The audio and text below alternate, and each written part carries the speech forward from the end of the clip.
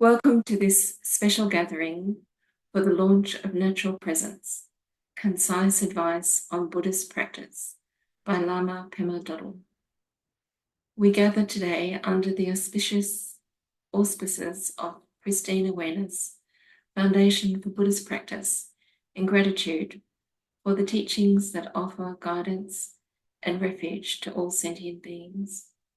Let us treat this space as a sacred temple, a place of safety, respect, and focus. We kindly ask that you observe temple etiquette by maintaining silence, turning off microphones, and refraining from any unnecessary activity to preserve the sanctity of this shared experience. Please hold your questions until the designated question and answer period, so that the teachings can flow uninterrupted. Your presence, mindfulness, and respect contribute to the harmony of this gathering. Let us now offer our full attention and respect to Lama Pema Düddul, who has come to share the Dharma with us and discuss his new book with us all. Today, we have a book discussion followed by a Dharma teaching. Let us begin by getting to know Lama Pema a little better. Lama Pema Düddul is a Buddhist chaplain, author, and Dharma teacher with over 4 decades of experience in Buddhist practice. He is co-director of Pristine Awareness, Foundation for Buddhist Practice, and has a PhD in creative writing. He is an associate professor in an Australian university and taught writing and editing for over a decade. Lama Pema began his Buddhist journey in the Chan tradition and later deepened his practice with Vajrayana, specifically in the Dudjom tradition, known for his non-sectarian approach. Lama Pema emphasizes simple, universal meditational practices that integrate teachings from various Buddhist traditions. His books include Luminous Awareness, which includes a foreword from His Holiness the Dalai Lama, Here We Settle, a collection of Dharma poetry, and his latest book, Natural Presence. I'll hand you over now to Lama Pema.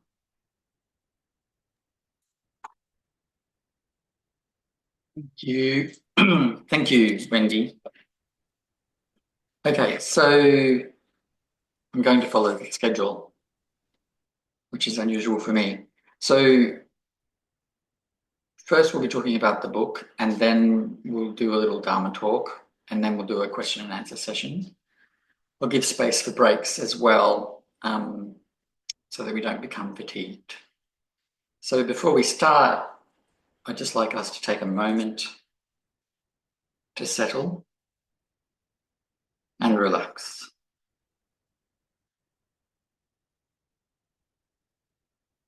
Let all of your cares and worries go.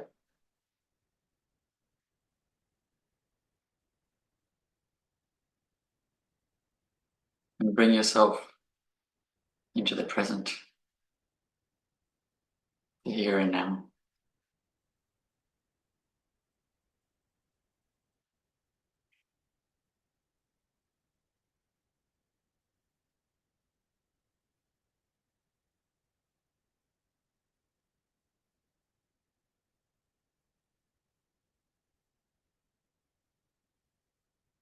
Okay.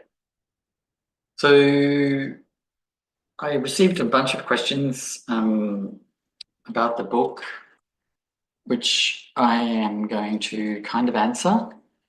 So I suppose I should show you the book. Can you see it? Yeah. I don't think you can see that anyway. It's invisible, it's becoming impermanent and immaterial. There you go.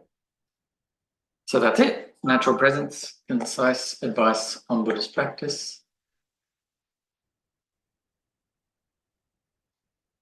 And okay, so I suppose the questions I got were really about why this book.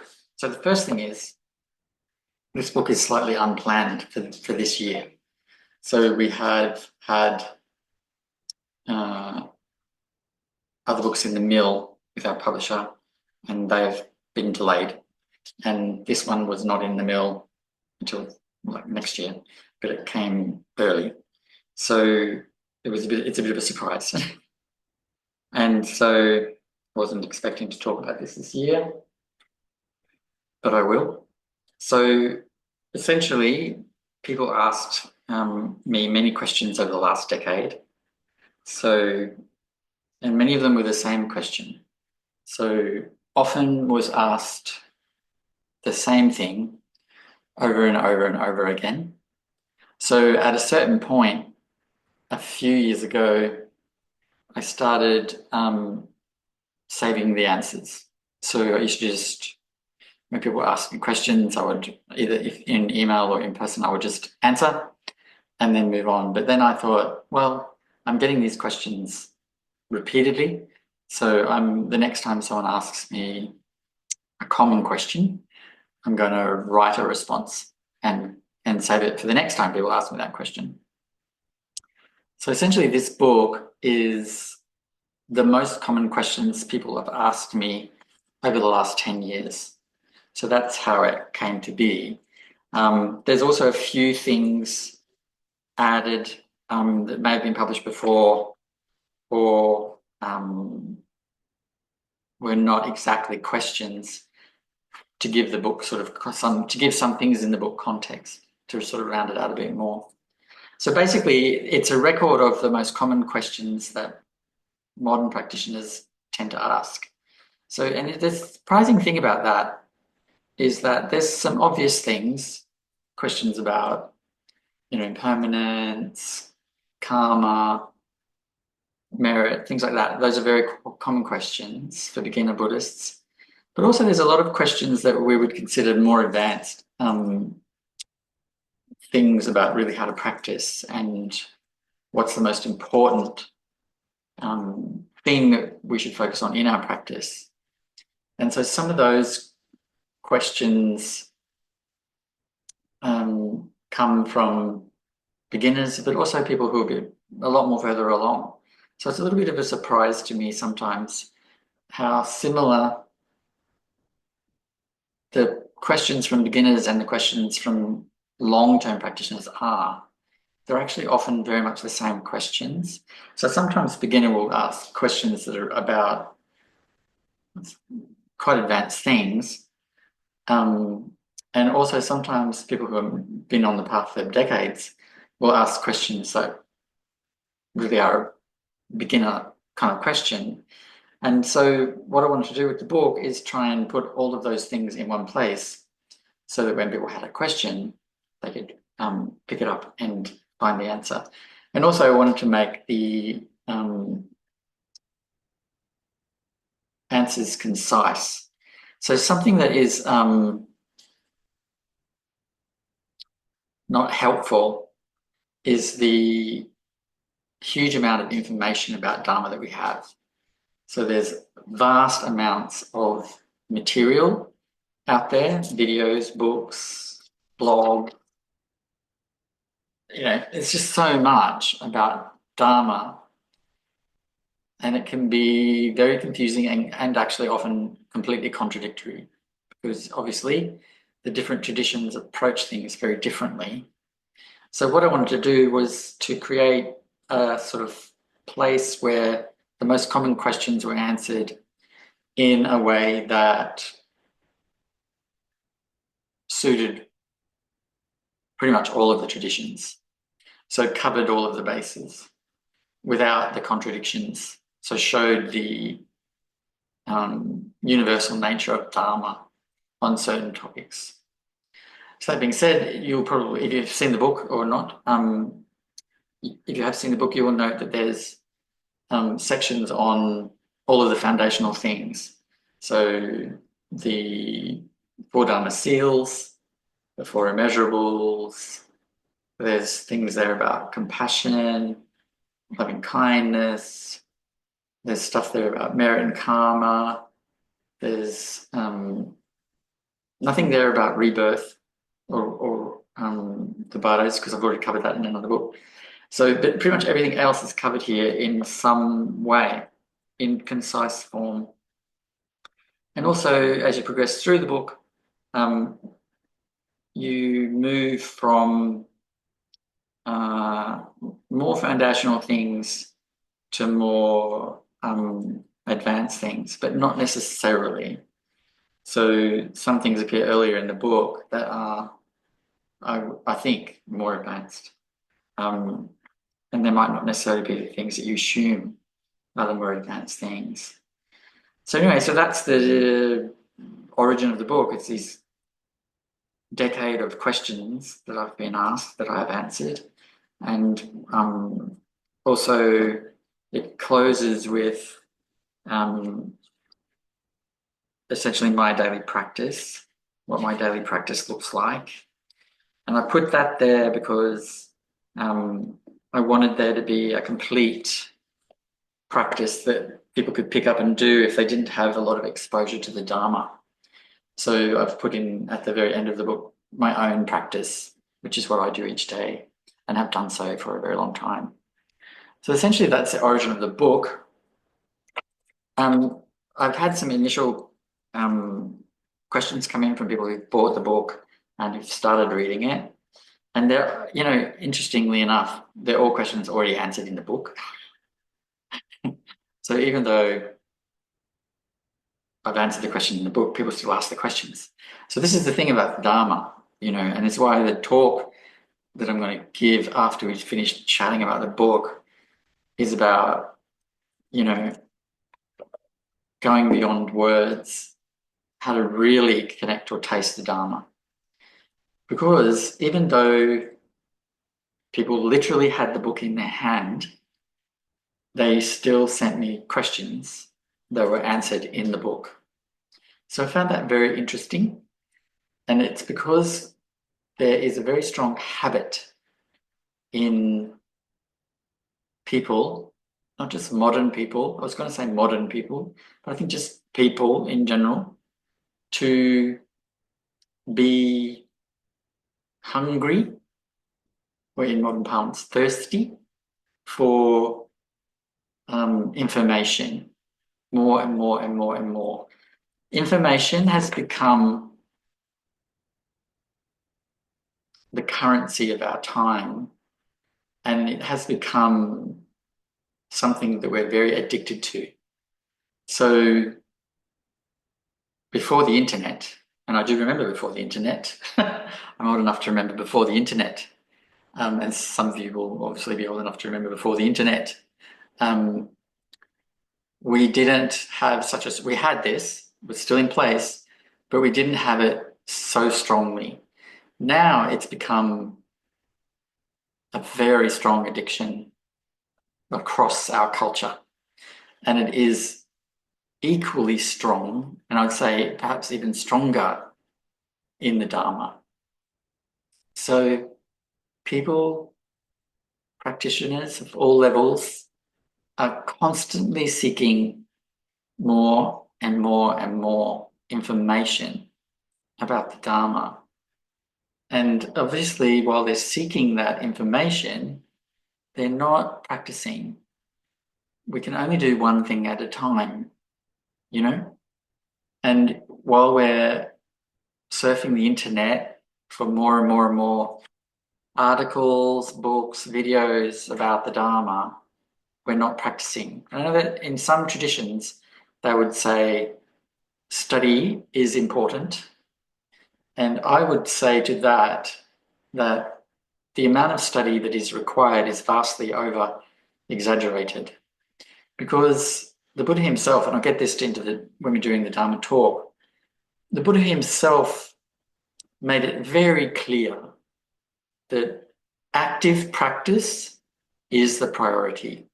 He made this very clear, multiple occasions. Perhaps one of the most famous examples of that is in the Lotus Sutra. But as I said, we'll talk about that in a minute.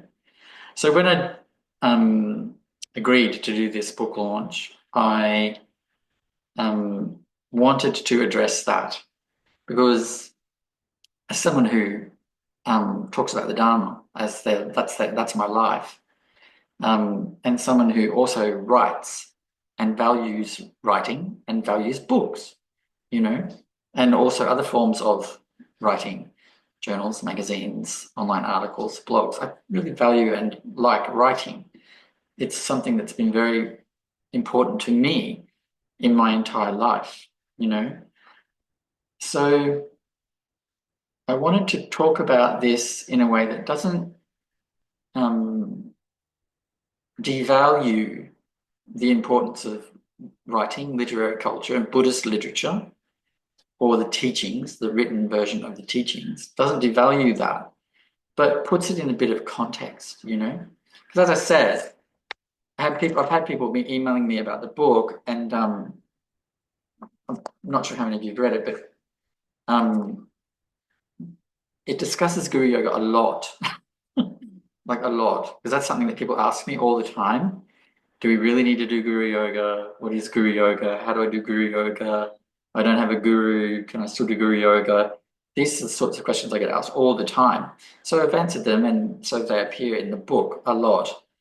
But even then, the very same questions that I've answered in the book, I am being asked from people who've written to me and said, "Oh, I'm reading your book, and I just wanted to ask you about Guru Yoga."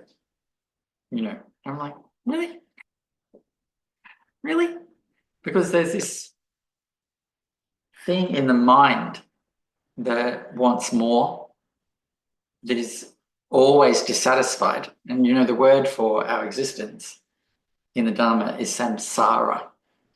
And samsara is characterized by two things. One is dissatisfaction, sometimes translated as suffering, but really it's dukkha, dissatisfaction. And that means we're also dissatisfied.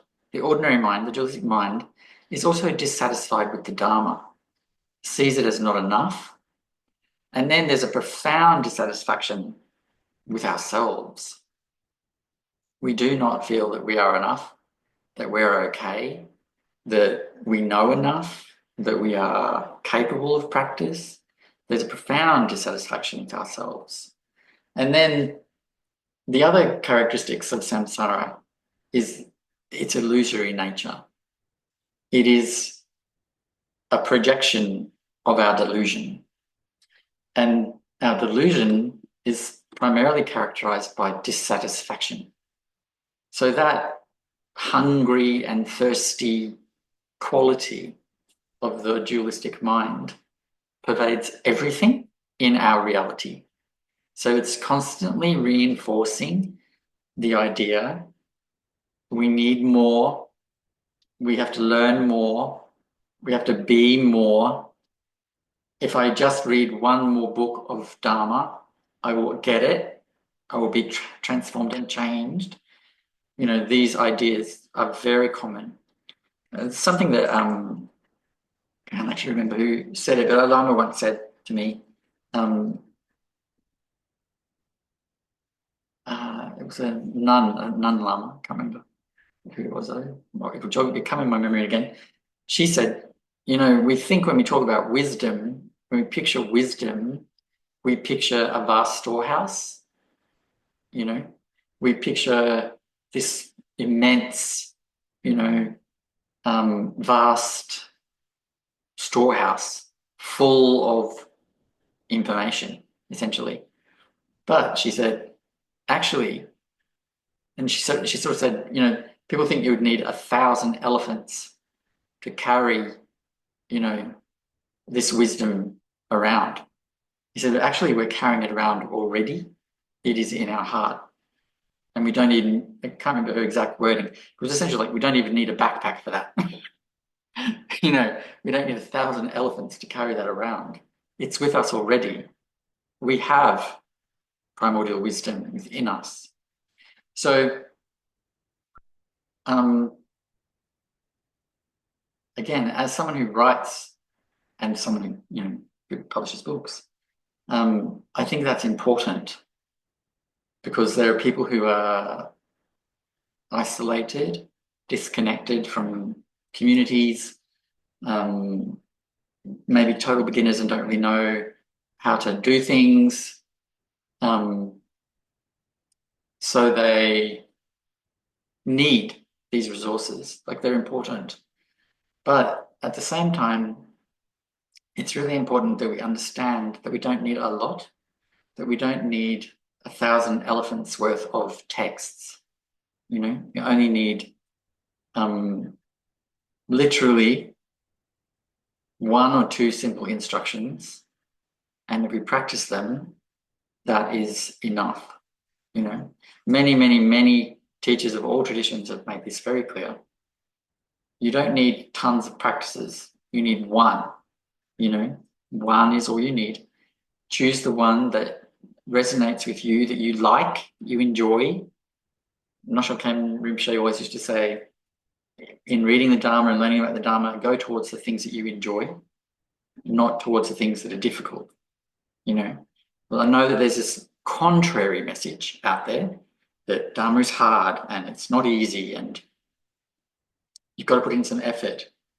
And on some level, the change that Dharma creates is sometimes challenging, and we do need to put in some effort, but we are vastly overestimating the amount of effort that needs to be put in. Because, as I said earlier, as the nun made very clear, we're already carrying the complete and total storehouse of wisdom within us. We already have it. How do we access that? It's not through books. It's not through YouTube videos. It's not through going to teachings and empowerments. Those things are okay, beneficial to a degree. It's through active practice, how this is done, So I think it's evident. You may have noticed I didn't really want to talk about the book very much. So I think we're just going to move into the Dharma talk part. Because I'm not really interested in spruiking a book, So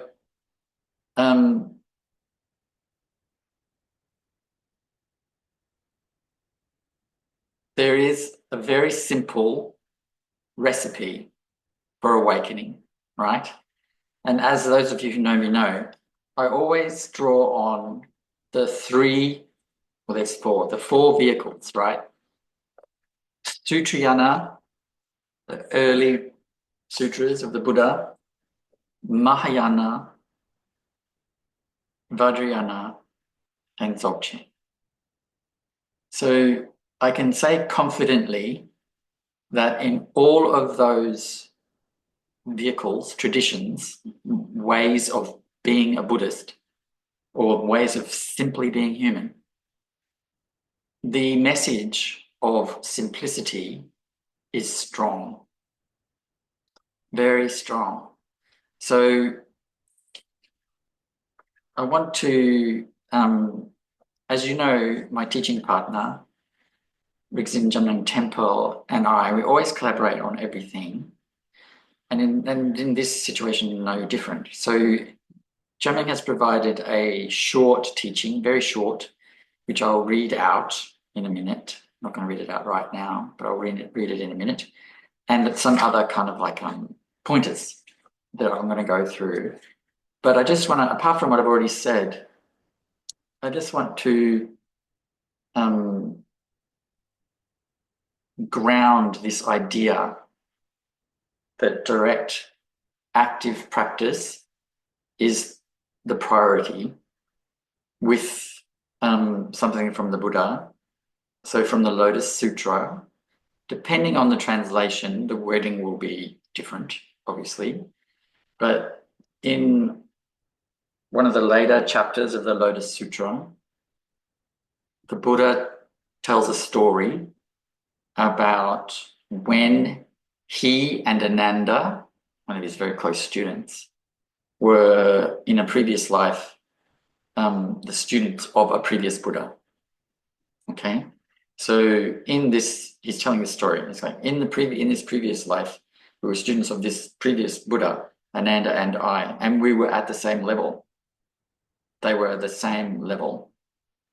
And Buddha says, Ananda always liked to learn, to study, and that's why he is not awake. I, however, preferred active practice. That's the phrase that's used in most of the translations. Active practice. Sometimes it's translated as diligent effort, but no, active practice. And that is why I am awake. So the Buddha is kind of throwing Ananda under the bus a little bit there. So saying, well, he likes to study and learn. That's why he's not awake. I preferred active practice to directly do the practice. That's why I am awake. So the Buddha in the Lotus Sutra is making a very clear distinction between where study takes you, where it takes you, and where practice takes you. One takes you more quickly to awakening.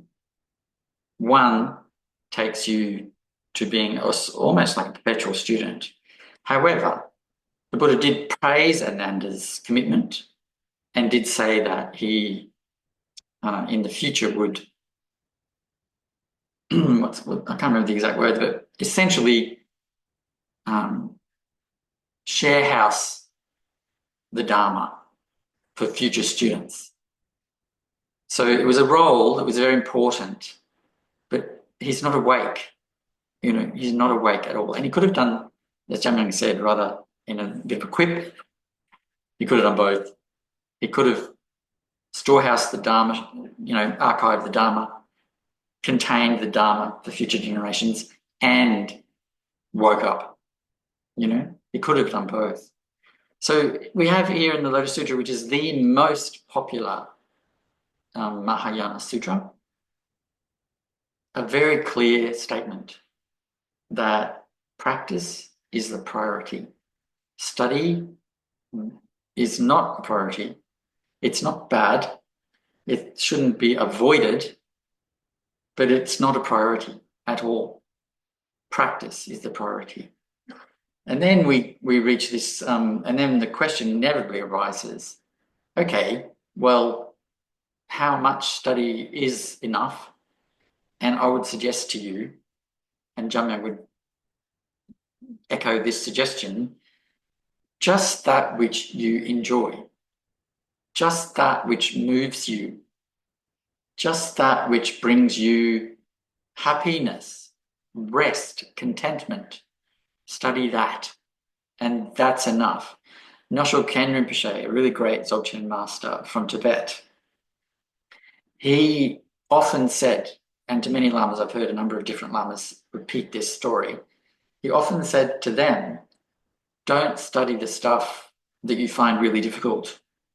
Don't study the stuff that you find boring. Engage with the Dharma that brings you joy, that makes you happy. Engage with that Dharma. Why? Because you need joyful enthusiasm to be able to accomplish the path. You need to really love it in order to accomplish it. Because if we just struggle along doing a degree or something, and we want something out of that degree, we want to be able to be employed and blah blah blah, whatever. People do degrees for. I've got many degrees, so I'm not bagging the getting of degrees either. But it's not the same thing. A degree has a practical, worldly purpose. The Dharma is not worldly, so we need to have a very different attitude towards it. We need to approach it with joy, with enthusiasm, with affection and love. So that brings me to this teaching from Jamyang. And I'll just read it out first, and then it needs a little bit of explanation, so then I'll explain it a little bit after I've read it out. So it's called the self-correcting nature of the Dharma. We need to start thinking of the Dharma as a self-correcting mechanism.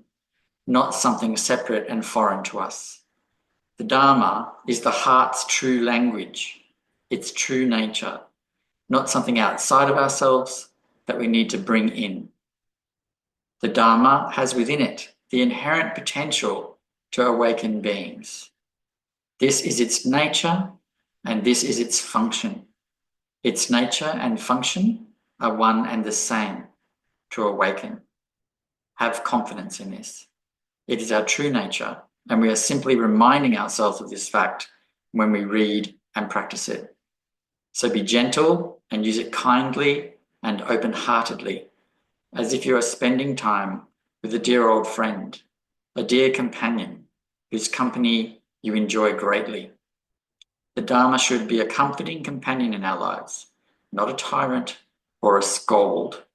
We must not use the Dharma as a brute weapon against the mind, but as a loving and soothing salve for the heart. So hold it lightly and use it lovingly. This is the only way that it will work its liberating magic on us.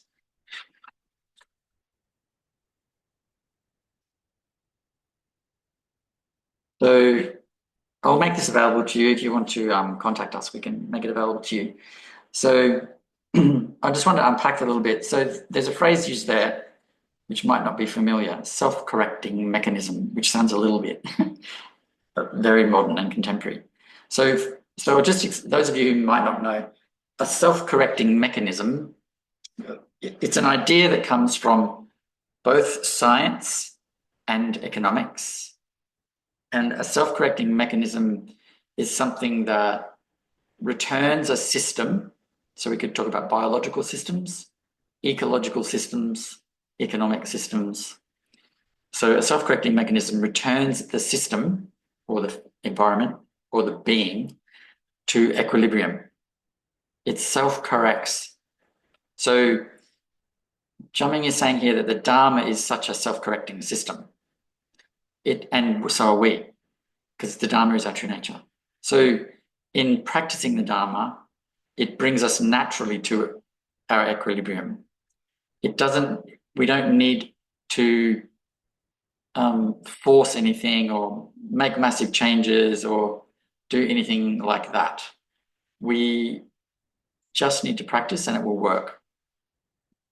Likewise, the Buddha in the Lotus Sutra made this clear, that the Dharma, the traditional metaphor is the Dharma is medicine. And in the early sutras, the Buddha talks about the Dharma as a cure-all, So it cures everything.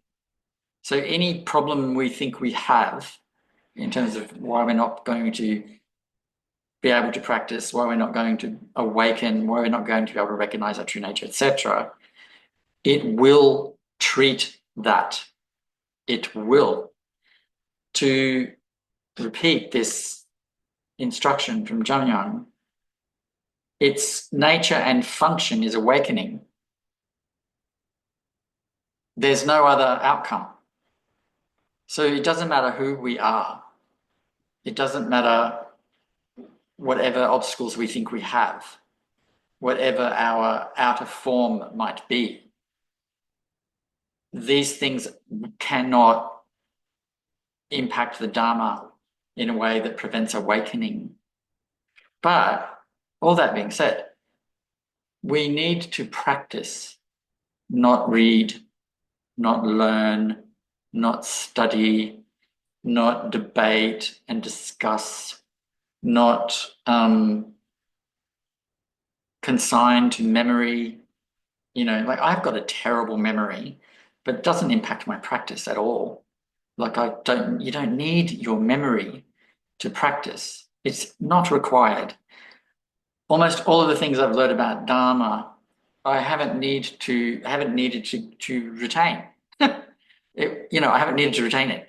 My practice is simple and not poor because of it, actually. It's actually better because of it, I think, the simplicity. So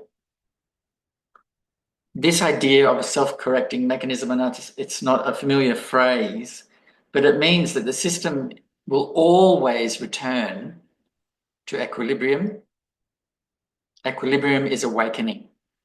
Equilibrium is perfection.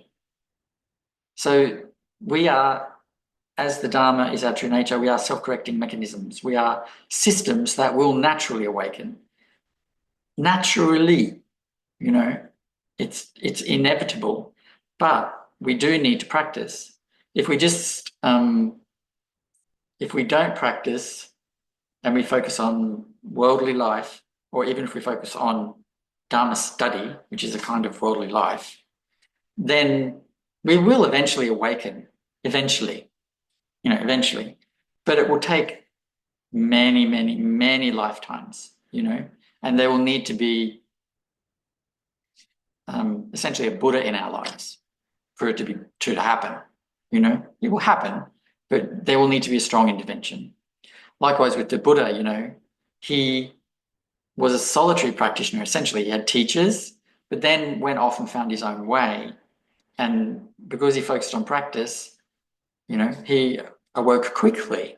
Whereas Ananda was not a solitary practitioner, always embedded in community, always listening and studying and learning.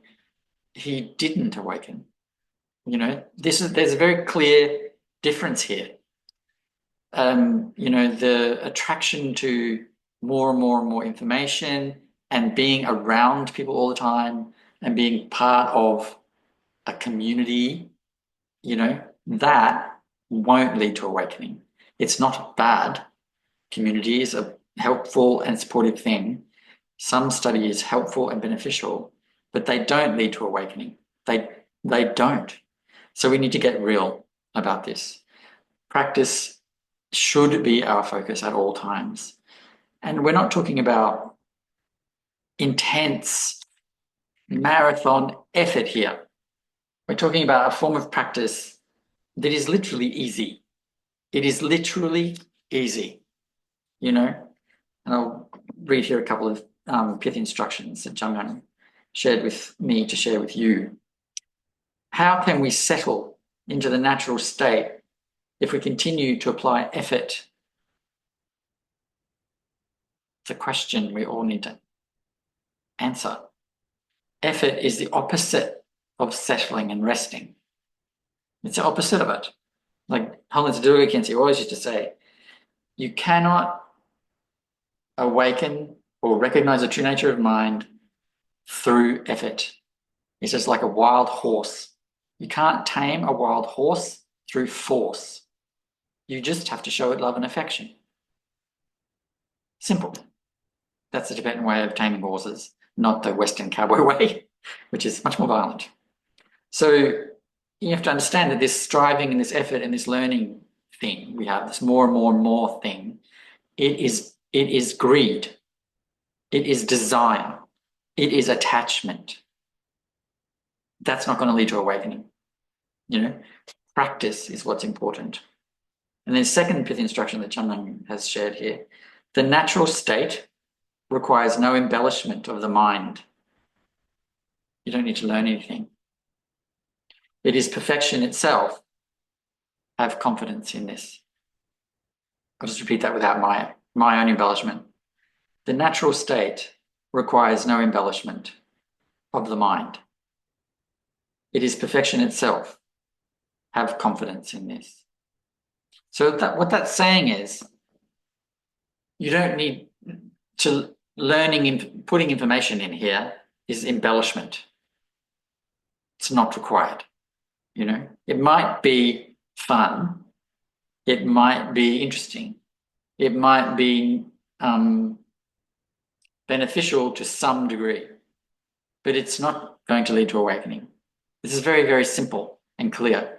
And so when we're talking about, learning and, what should you learn? How much learning should you do?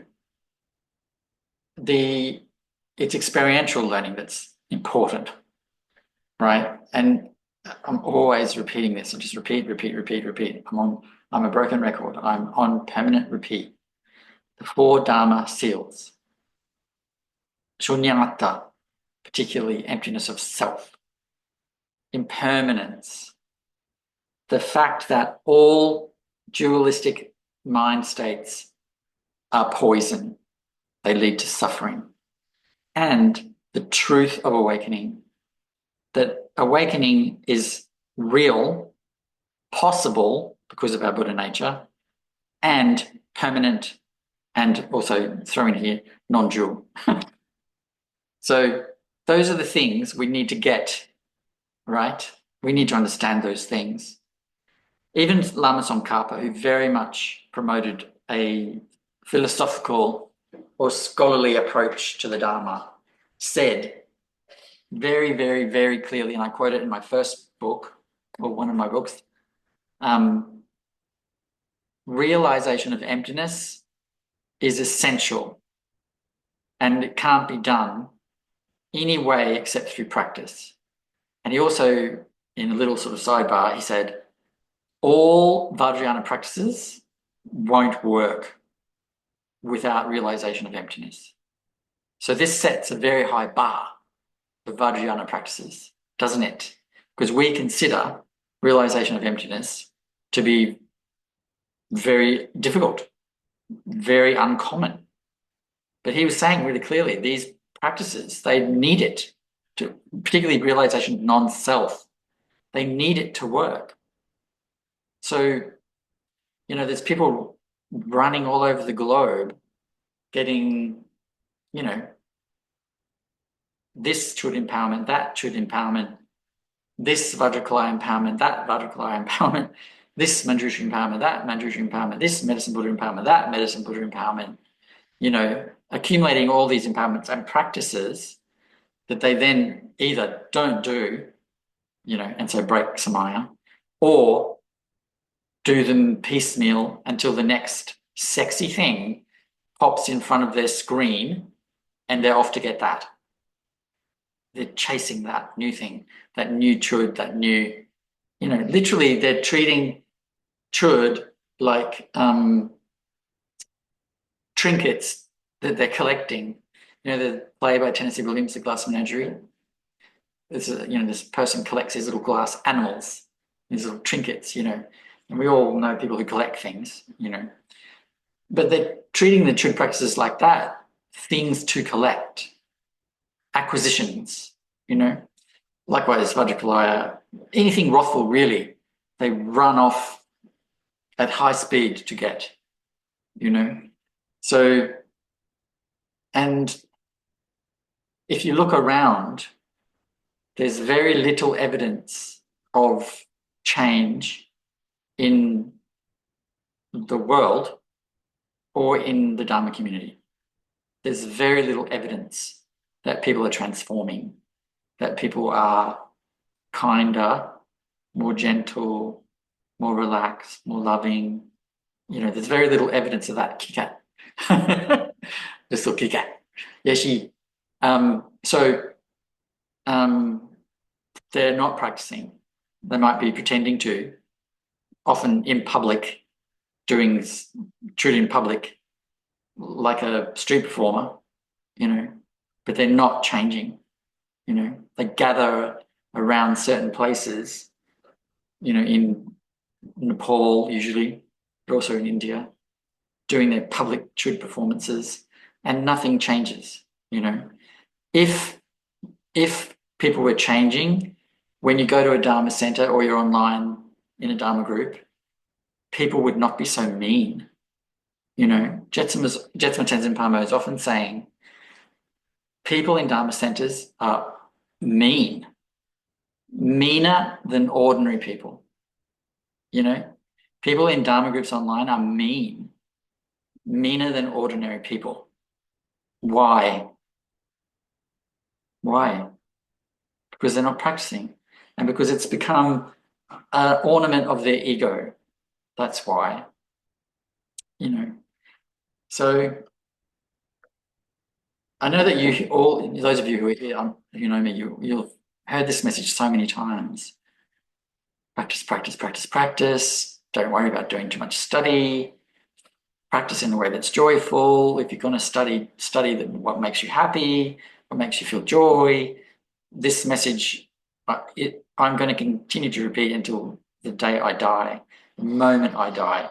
I'm pretty sure when I die, my last words will be practice, you buggers, because that's all that's important to me, to try and encourage us all, myself included, to practice more, to be more committed to it, to be more relaxed about it, to be more gentle with it, to be more loving with it. And as the Jamyang's teaching says, hold it lightly, treat it lovingly. This is really important. You know, it's not about acquisition. It's not about becoming knowledgeable. It's not about fitting in with the Dharma crew, the Dharma bros online. It's about doing your practice. And, you know, I mean, sometimes I think people deliberately avoid the practice that will really change them because it's not cool. It's not fancy enough. It's not something that they can talk about and get cred for, you know. I'm not saying that these practices are all worthless or anything like that. There are people who are legitimately chud is their thing. Legitimately Vajrakalaya is their thing. Legitimately like Nungne is their thing. Legitimately Nundro is their thing. Legitimately Salung is their thing. It brings them joy, it makes them very happy, and that's why they do it. But I would suggest that those people are quite rare. Otherwise, why is it that all the lamas I know, you know, say Dharma centers are mean places and online Dharma groups are mean groups. Going into those things is like going into a lion's den. You're going to get attacked, you know. And that, I mean, I mean, as a bit of an exercise, have a look at, say, Jetsama's posts, her Facebook posts, which of course she doesn't do, her team does them. But you see in the chat people criticizing her and attacking her for the very, very obvious and simple statements that all people in the Dharma should accept, you know, things that are true, you know, and they attack and criticize. I mean, her team, you know, deletes and blocks as they can, but not fast enough. You know, quite a bit of it gets through for a while, and I see it because I'm following her, and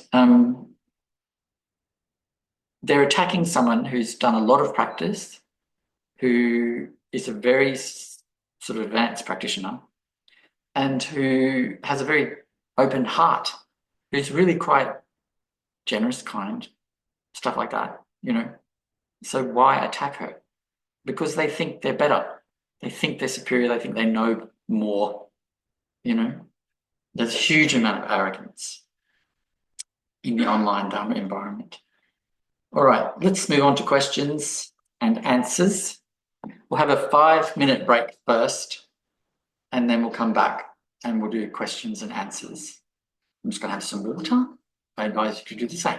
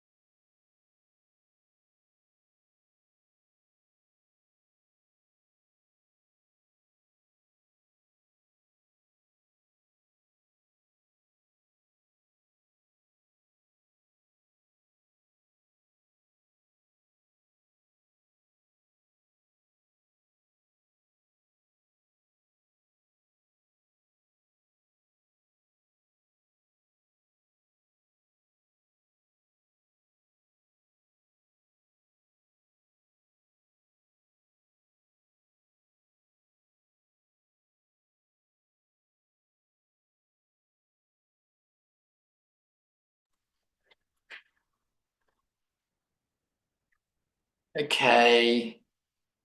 I'll just let people come back in their own time. So we'll do question and answers now. It is recorded, so if you don't want your face or voice to appear in the recording, you can put your question in the chat.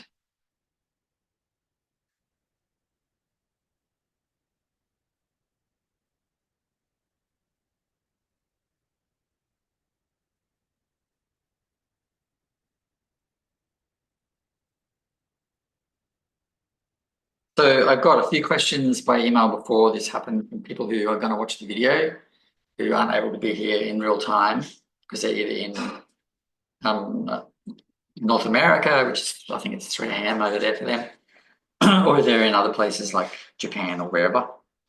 So I'll answer one of them and see how we're going, and then see if you have questions. And if not, I'll keep answering the questions that I've got here.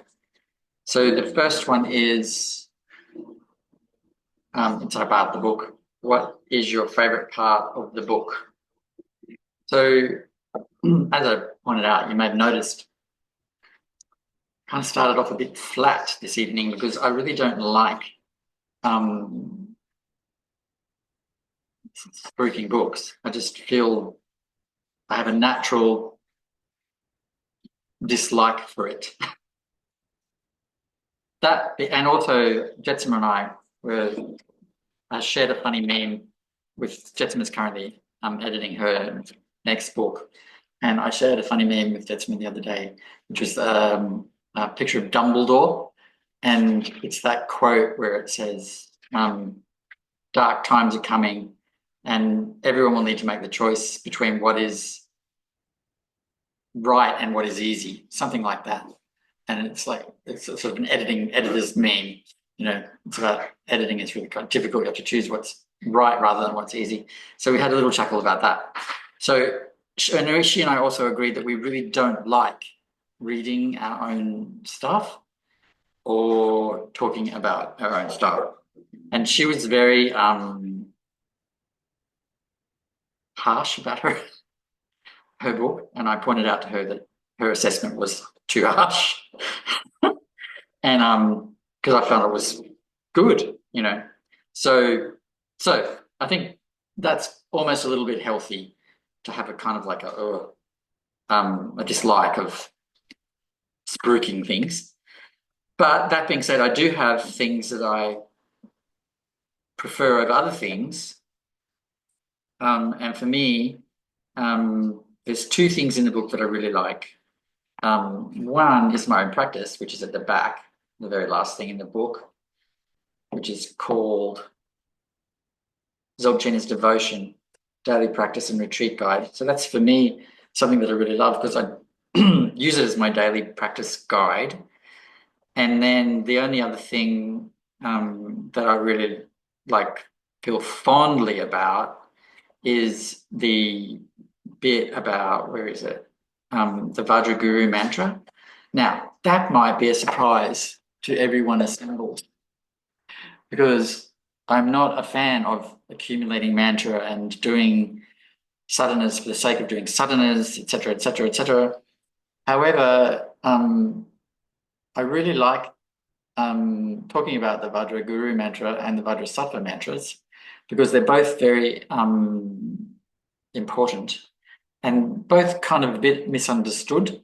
So the Vajrasattva mantra is all about joy. If you read the translation of the 100-syllable Vajrasattva mantra, it's all about joy and love and compassion and essentially the 4 immeasurables, you know, the natural state, and not about what we are browbeaten into believe it's about, purification, dealing with karma. And of course, all practice deals with karma, but it's really about joy. And I like that fact about that mantra, that it's misunderstood. And when you actually read the translation of the actual mantra, it couldn't be more joyful and loving. The other thing I like about that mantra is that it changes perception of Vajrasattva. So as we know, Vajrasattva brought the Dzogchen teachings through from Samantabhadra to Pravajra, known as Garbhodja in Tibet. So Bodhisattva is the intermediary between Samantabhadra and Samantabhadra, the source, and Prahavajra, who will disseminate the teachings in the human world. So Bodhisattva is the intermediary there, and so that there's a special relationship between lineages that have Dzogchen and Vajrasattva, obviously, but seen very differently. So not seen as a mechanism for purification, but seen as a trigger for recognition. So seen as our ultimate nature. Vajrasattva is the perfect being, the purest being.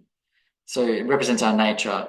It doesn't represent some sort of purification process for me at all. So yeah, so that for me, those are my favorite parts of the book, I suppose. I also like the lotus on the front cover. I like it. I like a pretty cover, and I do think it's a nice cover. It's a gold lotus. All right. Any questions? Do you want to put any questions in the chat or ask a question? Just pop up your hand. Otherwise, I'll move on to other questions that I have here.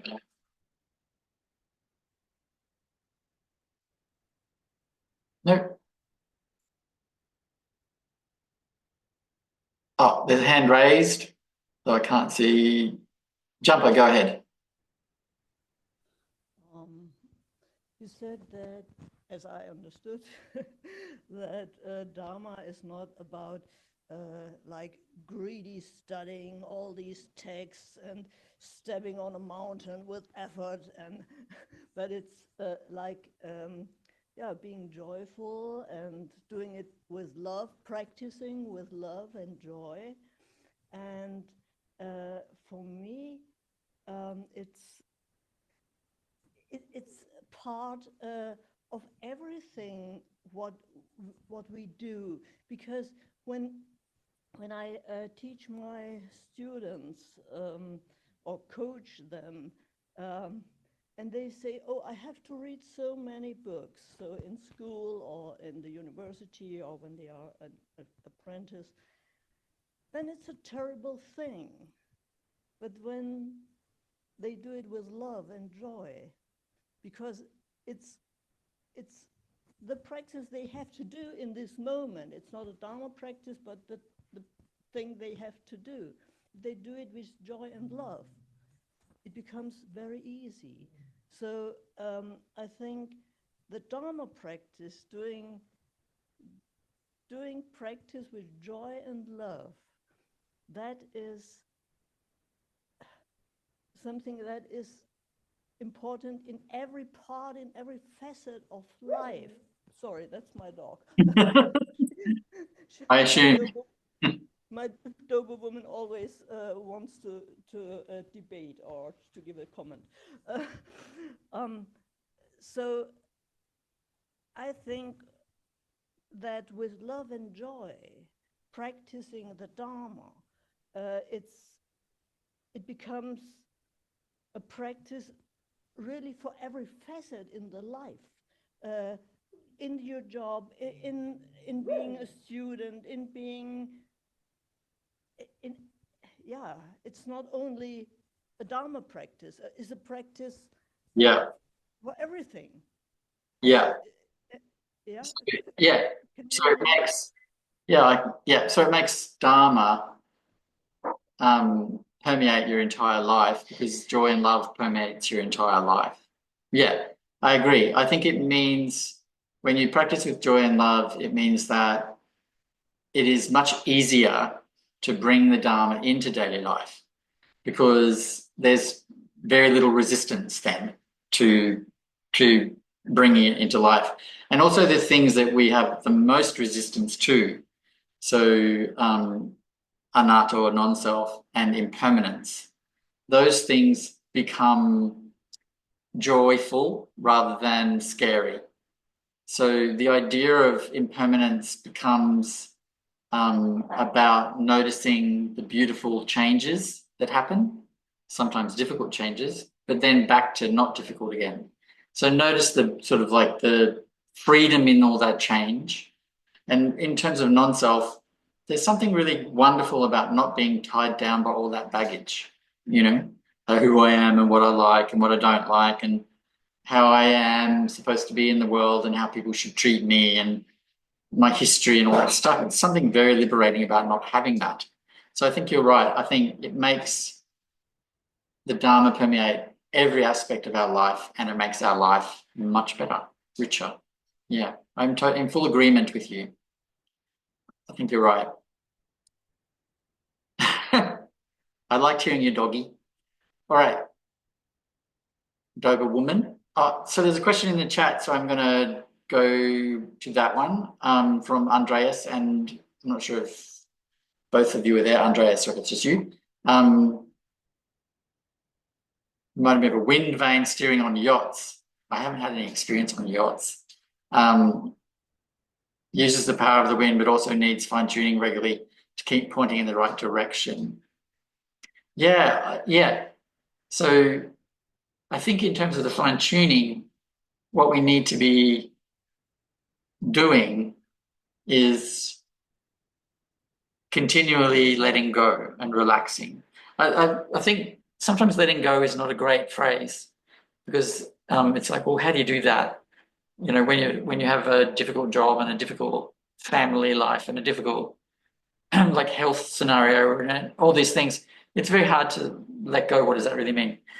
It means that you need to find things that make you feel happy, things that make you feel joyful, things that are relaxing. You need to actively find that. So, you know, when the Buddha talks about in the Lotus Sutra, direct practice was why he awakened before Ananda, even though in their previous lives they were equal level with and students of this previous Buddha.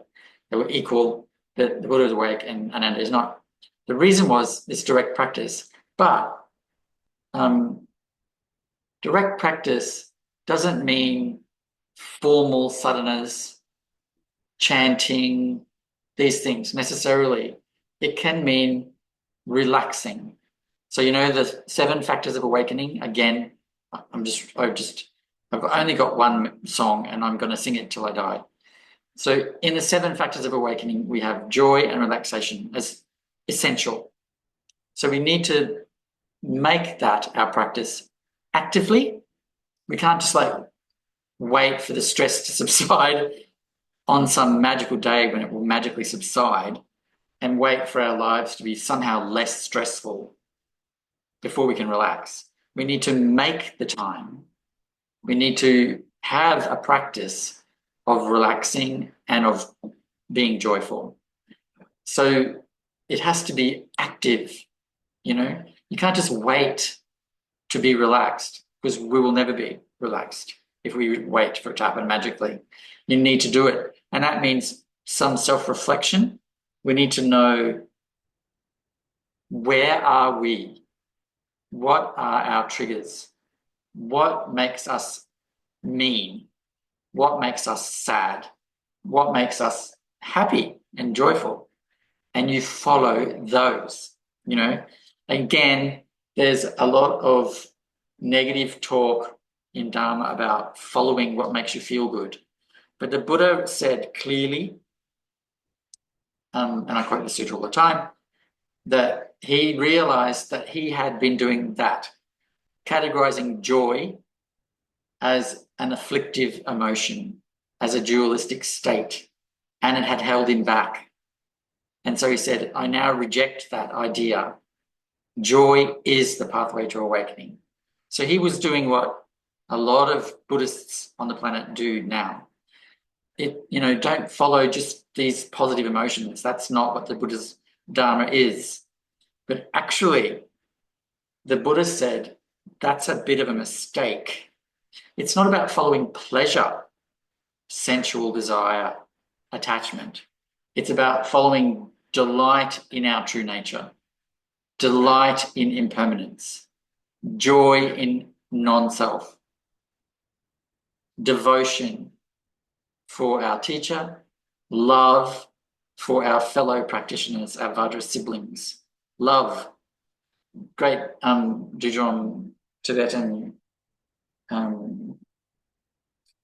female master, Sarah Kandro Dawdorji. She said that you have to have loving affection for your Vajra siblings. It's not just zip it and don't say anything negative. It's have an open heart to them, feel loving towards them, have affection for them, because they are our companions on the path. And this, so, you know, often when we talk about devotion, we're obviously talking about a teacher, but also it's devotion to the Dharma itself.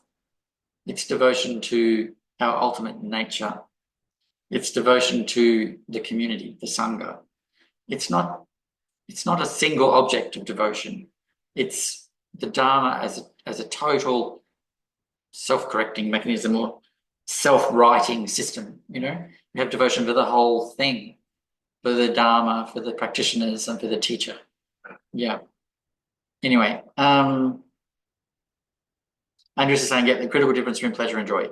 It is very much often misunderstood. And the trick is there's some tests, little litmus tests you can do to see if it is pleasure or joy. Number one, pleasure, we want more, where it makes us hungry and thirsty, to use modern parlance. Joy, if it's real joy, priti in Sanskrit, it has as an essential component contentment. You don't want or need more. You're perfectly content in the way things are. Joy is contented. And also, pleasure we chase.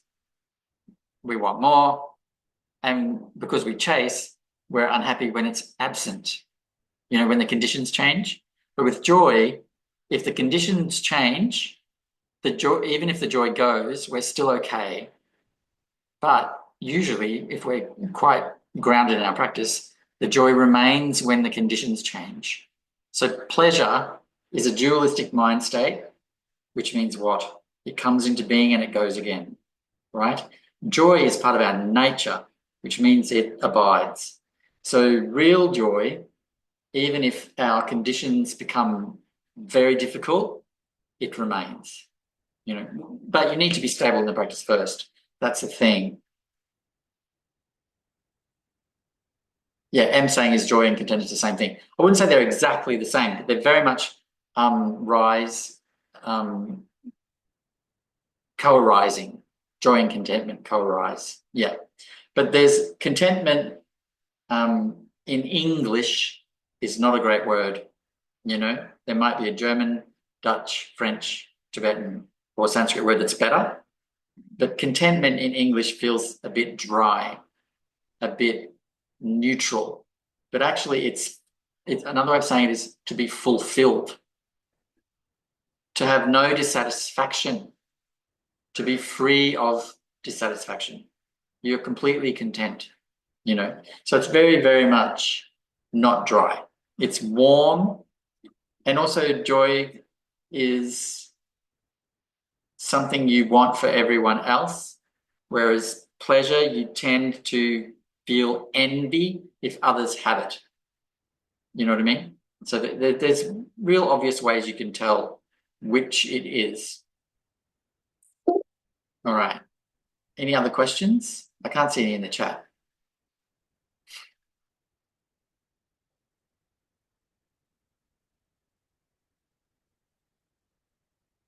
Everyone's quiet. Is that because we are content? I'm hoping it's because we're content. Jumper's put in the chat. I don't even know how to say that, Jumper. Zufriedenheit? Zufriedenheit? Yes, somehow Zufriedenheit. Zufriedenheit. Being in peace with yourself and everyone. That's lovely.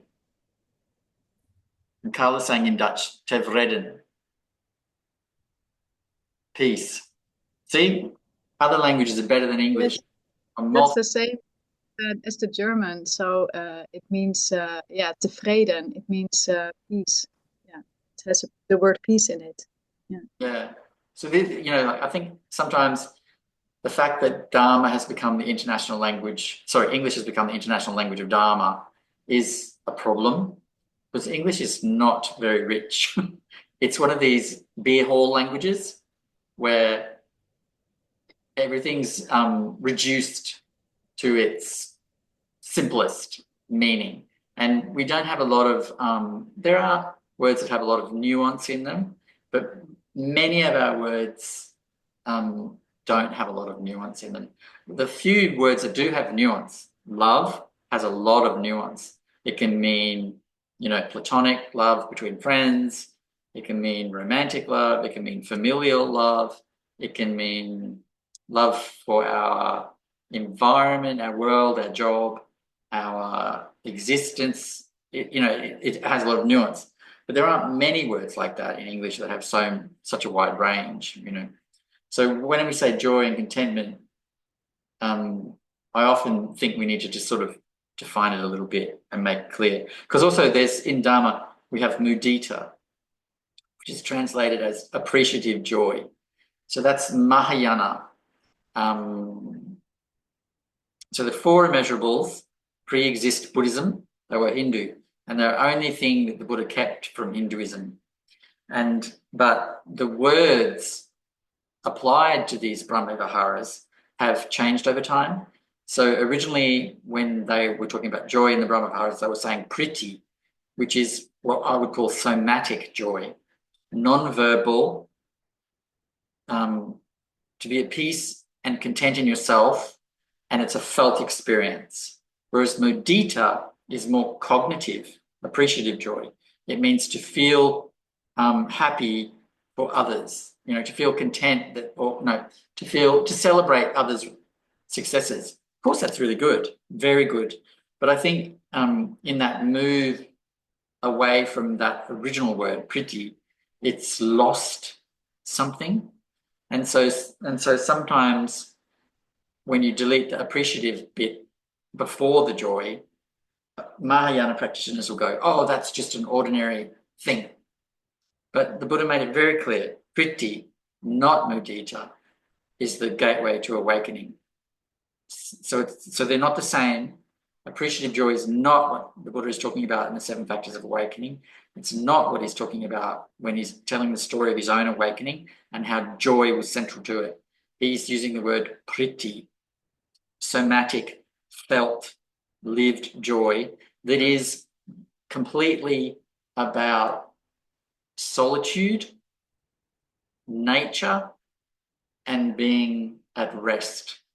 You know, mudita doesn't have those connotations. So Jenny Kunzang La is asking, what do you think of the concept of moving toward wholeness in Dzogchen over maybe perfection as a word? Okay, so Jamyang, can you remind me the Sanskrit for great completeness? Mahapurna. Mahapurna. Great completion. Great completion. And it has a connotation of the moon being full. Fullness, wholeness.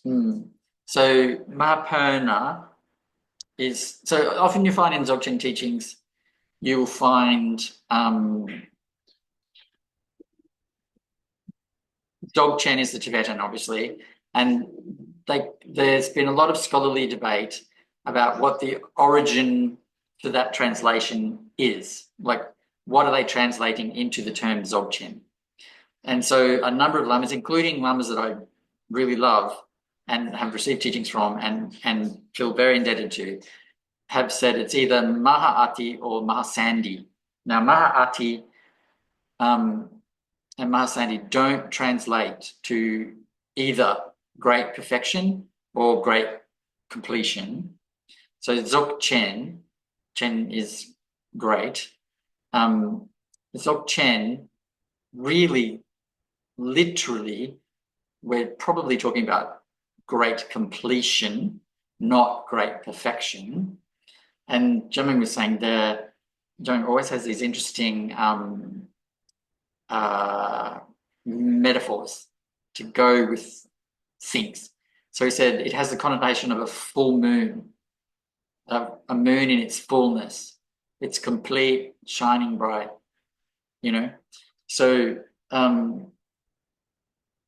which is why in Dzogchen you'll see a lot of Tantra of the sun and moon, cycle of the day and night. It was often references to the sun and the moon often indicating Dzogchen. So I think wholeness is better than perfection. I think completion is probably my preferred way of translating that, because in Sanskrit, it translates literally as completion, complete. Help me out, John, what's the other one? Complete. So in Sanskrit, the tantric practice, the tantric path was called the path of Dharma. And then the Dzogchen was Mahapona. So tantrics were practicing the path of Dharma in ancient India, and Dzogchen were practicing the path of Mahapona. He's saying interesting things. So he said in ancient India, tantrikas were practicing the path of Purna, completion. P-U-R-N-A. And Dzogchenpas, what we call in Tibetan Dzogchenpas, were practicing Mahapurna, great completion. So if you look at the Sanskrit meaning of that word completion, it means something that needs nothing else. It's complete in itself, it's whole. So whole is probably a good one. But it also has this quality of perfection. It needs no adornment. It's perfect as it is. It doesn't need anything. It's literally complete, you know? So yeah, I think wholeness is good. I just feel that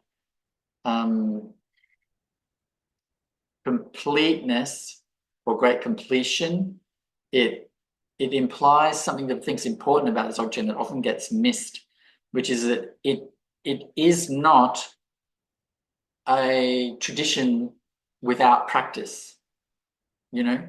So I had someone say to me a long time ago, any intervention in, and I've written kind of a response to that in the book. This is from easily 9 years ago. Any intervention into the mind is fabrication, you know? On a certain level, that's true. Of course that's true. The mind is complete. Not the mind, but our nature is complete. Rigpa is complete, perfect as it is. No intervention is needed. But the dualistic mind is not complete. The dualistic mind is a problem. You know, I can't get this out more clearly or say it enough. If we are feeling irritation, impatience, dislike, dissatisfaction, envy, anger, desire for stimulation, you know, any of the normal things, then the dualistic mind is in charge. It is the dualistic mind that is in charge. If you feel like a person, if you feel that, I'm not saying you think things like, oh, I am Pema and I am a person. If you feel like a person, right? You feel your existence to be real, you are trapped in samsara. You are trapped in the dualistic mind, right? It's not to say you might not rest in Rigpa at times, you know? It's not to say that that isn't something that's happening for you. But if the majority of our existence is wanting stuff, not wanting stuff, attachment, aversion, feeling like we exist, we are trapped and we need to do something. What is that we need to do? You could all answer this question as easily as I could. We need to practice the Dharma. It's very simple. Practice the Dharma. That's what we need to do, not in a heavy, over-the-top way, even though what I just said sounded a bit heavy and over the top. Like if you feel like a person, you're deluded. You know, that sounds a bit heavy. But if you simply practice, as Jamyang pointed out in his teaching, the system is self-correcting and it corrects itself through the Dharma. You just need to practice it. Whatever the practice is you choose, it's fine. I am not going to repeat the poison that is sectarianism, you know, that Dzogchen is better, that Vajrayana is better, that Mahayana is better, that Sutrayana is better. That is poison. Whatever your affinity is, that's where you should go. And they're all equal. Don't forget, the Buddha practiced Sutrayana. That's what the Buddha practiced and became awake. So this high, low, better, worse, it's nonsense. It's sectarian and it's frankly completely contrary to the Dharma. You know, in the Lotus Sutra, I've been talking about Lotus Sutra a lot today. The core message is one Dharma, many paths. There's one ultimate reality, one natural condition, one natural state, right? One Dharma, one Buddha nature, but there's many paths. So this is something that is expounded repeatedly in the Lotus Sutra. And at no point in the Lotus Sutra does it say, oh, but, you know, this is better. This is higher. This is superior. The mind that wants to do that is a deluded mind. The mind that wants to go, oh, this practice is higher, is deluded. Completely deluded, you know. So many times people say to me, oh, like I've been in the Dharma too long to be doing shamatha. Oh, I've been in the Dharma too long to be talking about the four immeasurables. I mean, that says to me, you have not been in the Dharma anywhere near long enough. You know, these are fundamental things that everyone does. The Buddha did them. Why are we different to the Buddha? I mean, it just shocks me that people would reject the things that the Buddha advocated as being, you know, I'm above them. I'm beyond them. It just shocks me. I'm shocked often by people's deep pride. You know, it's shocking to me. Anyway, yeah, I'm saying the Diamond Sutra says all dharmas are equal. Absolutely. Yeah, James is also saying that considering your view is superior is also an affliction in the Pali Canon. So we know this to be true, but it's not something that you'll hear among the Dharma bros online. You know, the Dzogchen bros online. Chogung's laughing in the background. They're all going to be telling you, you know, Ani Yoga Tantra is high, it's superior, and nothing else will get you liberated. That's propaganda. Spread by whom? Ask the question. Spread by whom? The people who monetarily benefit from that idea through the ritual economy of empowerment. So they're the people who spread that idea. As M pointed out, the Dharma Sutra says no. Lotus Sutra also says no. And the Buddha also says no. It's not true. All paths will lead to awakening. The rub is, how fast do they work? You know, how fast do they work? And they work all across the board.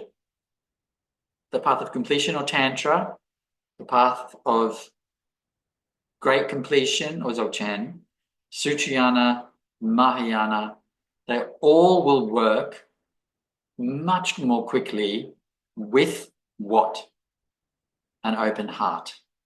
Love, compassion, joy, contentment, ease, devotion. Those are the things that fuel all of the vehicles, which is why the Buddha kept the Brahma Viharas, the four immeasurables, in the Dharma. Everything else about Hinduism he rejected. Rejected the caste system, rejected the Hindu notion of karma, which is that it's deterministic, that our lives are what they are solely and only because of karma. Obviously, karma plays a part in who we are, how we are, but it's not deterministic we have the agency to change it. We have the agency to be free of it. The way to be free of it is through the Dharma. So, you know, it's really important that we understand that whatever sparks joy and devotion and love for us, whether it be, you know, you might be someone who loves prostrations. I have met such creatures.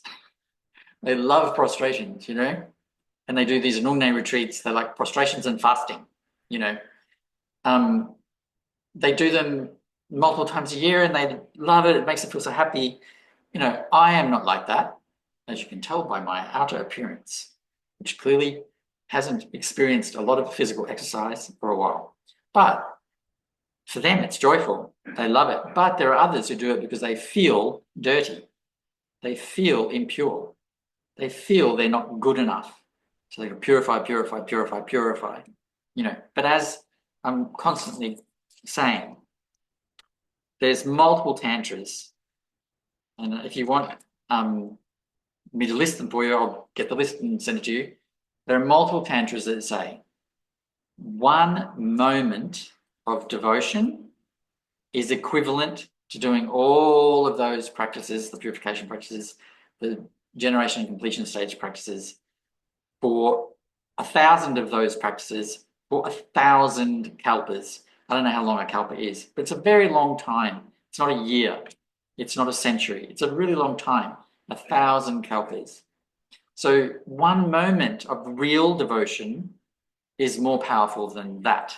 1,000 practices for 1,000 kalpas. So if we're really going to be, if we're sensible, we have any common sense at all, we're going to go, oh, therefore, we should do the thing that works better than these other things. I mean, it's nonsensical to me that people choose to do the thing that doesn't work as well, you know, as fast. It's about fast. It will work. It'll awaken you, but it's not as fast. And why this pressure about some Namgyal Dawar Rinpoche said, there's so much emphasis on realization and enlightenment, but really I want people to think about love and compassion, you know. And I'm like, yes, I really agree. That's true. But why do some lineages have the stronger emphasis on realization and awakening over others? It's because their compassion is greater. So the focus on awakening, realization, so doing the things that are faster, is not because, oh, we want to be great Buddhas, we want to be something special. It's because this is a burning prison. Everyone is burning up in here. We need to get out. We need to get them out. This is a monstrosity that we're witnessing in front of our eyes every day. Thousands of beings just tortured every day. This is not okay. We need the fast way out, fast as possible. And Düdul Rinpoche, in one of his really great short pithy instructions, said, if there is a shortcut, why on earth would you not take it? It does not make sense. It is illogical. So these sorts of practices that focus on the 7 factors of awakening, joy, relaxation, love, compassion, contentment, ease, you know, they work fast. They work very fast. And we do want to be free because we are suffering. This is not tolerable. And just turn on the TV, you know, if you want to see why. It's important that we choose the things that work swiftly. Just 5 minutes of TV, the news, or even, you know, not the news, reality television. It's just a pit of desire, attachment, ego, and narcissism, you know. Then put on the news. Gaza, Ukraine, another famine in the Horn of Africa. Like, it's just at the moment, these are the things that we will see when we turn on the news. This is not okay. you know, and then there's all the horror that is hidden from us. What we do to animals, you know, that is hidden from us, but it is monstrous. So there's, you just have to have open eyes to understand that the swift path is the more compassionate one. It is not about ego. We all have ego, which means part of our practice will be tainted by that. But don't let that stop you. Do not let that stop you.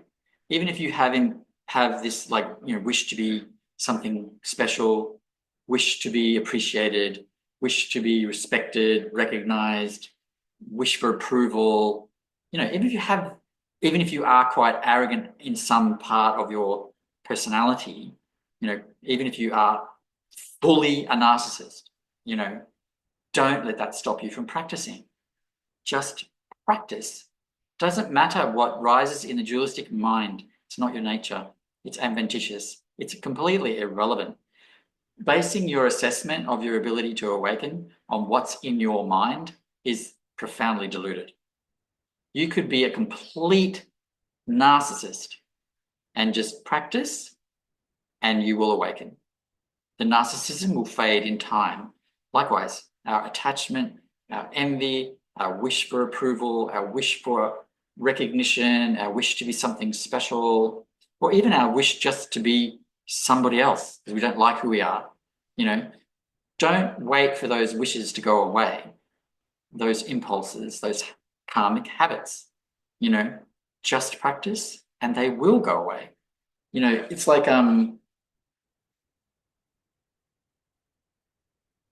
in the Tibetan tradition, there's a lot of emphasis that people who teach Dharma should probably be realized. They probably should be awake, right? That is not the same emphasis that's in the Sujayana or the Mahayana tradition.